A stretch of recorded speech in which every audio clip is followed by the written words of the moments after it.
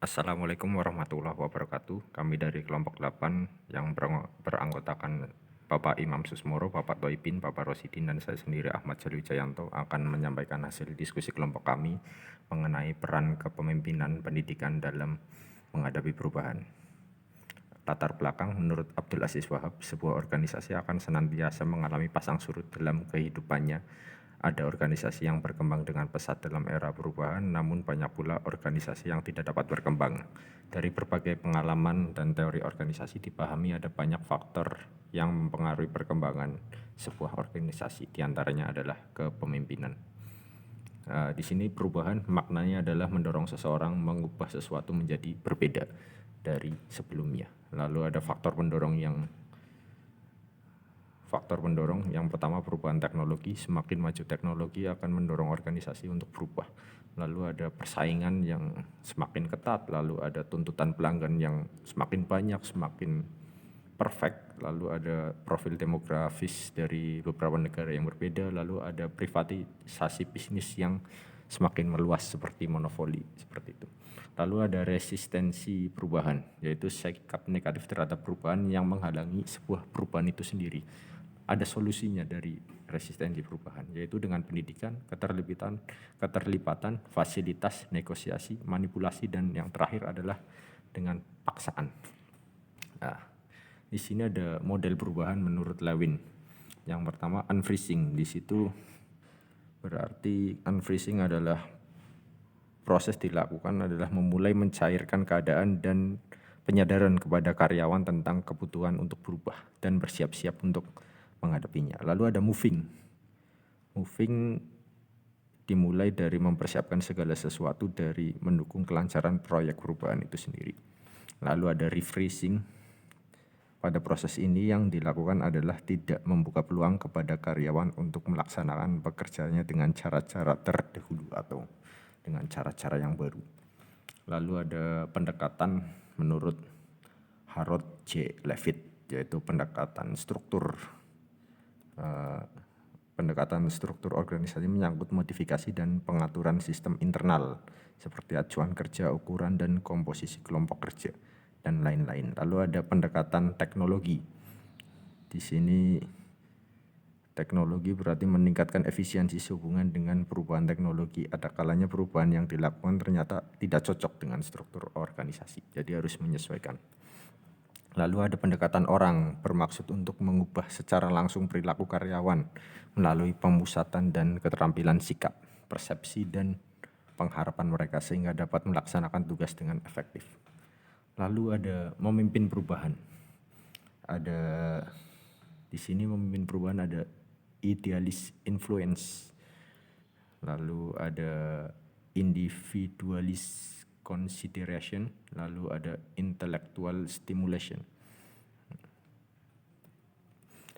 Idealis influence adalah perilaku yang meningkatkan emosi pengikut dan identifikasi dengan pemimpin.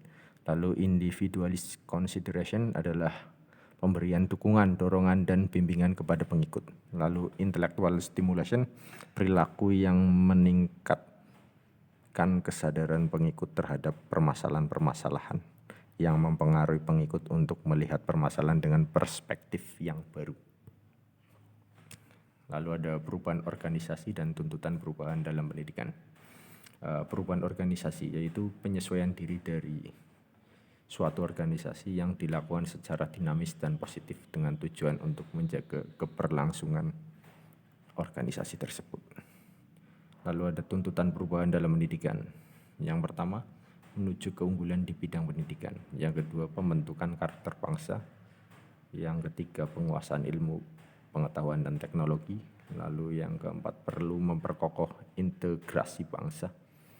Yang kelima, menuju sistem pembelajaran penilaian yang efektif. Itu tuntutan perubahan dalam dunia pendidikan sekarang, ada 5 itu. Lanjut, ada sumber, jenis, dan tipologi perubahan organisasi pendidikan. Yang pertama adalah sumber perubahan, yaitu yang pertama lingkungan. Yang kedua sasaran dan nilai, teknik, struktur, dan manajerial.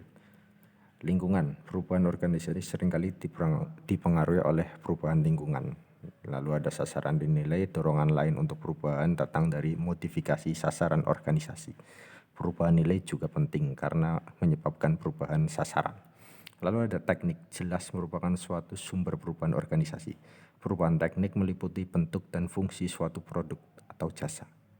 Lalu ada struktur. Perubahan ini jelas berkaitan dengan perubahan-perubahan dan sistem berbagai subsistem yang lain. Lalu ada manajerial. Peran manajer adalah mempertahankan keseimbangan yang dinamis antara kebutuhan akan stabilitas dan kontinuitas organisasi dengan kebutuhan akan adaptasi dan inovasi. Lalu ada jenis perubahan. Ada smooth incremental change, di mana perubahan terjadi secara lambat, sistematis, dan dapat diprediksi. Lalu ada bumpy incremental change. Perubahan ini dicirikan dengan periode relatif tenang yang sekali-kali di sela percepatan gerak perubahan. Lalu ada discontinuous change. Perubahan ini ditandai dengan pergeseran cepat atas strategi, struktur, atau budaya, atau ketiganya sekaligus. Lalu ada tipologi perubahan organisasi pendidikan. Yang pertama adalah perubahan operasional. Perubahan operasional memiliki dampak pada perubahan sistem operasional. Lalu yang kedua adalah perubahan strategis.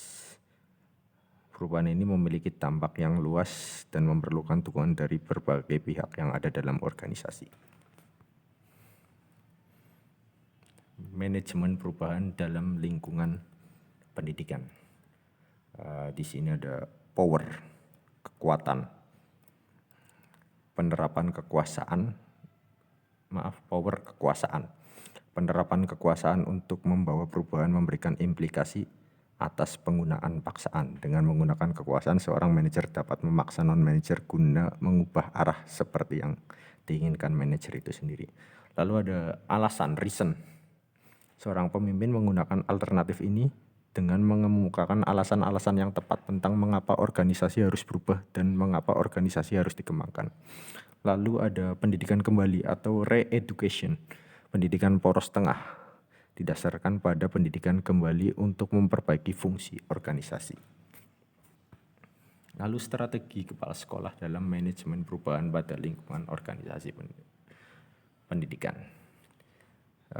Dari tuntutan perubahan, sekarang ini banyak orang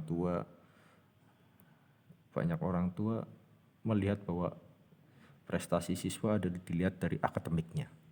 Padahal non-akademik juga penting dalam tuntutan perubahan ini, di mana orang tua sekarang menginginkan siswanya, anaknya tidak hanya pintar dalam akademik saja, namun juga non-akademik. Lalu ada peran kepala sekolah. Yang pertama adalah sebagai katalis, berperan meyakinkan orang lain tentang perlunya perubahan menuju kondisi yang lebih baik.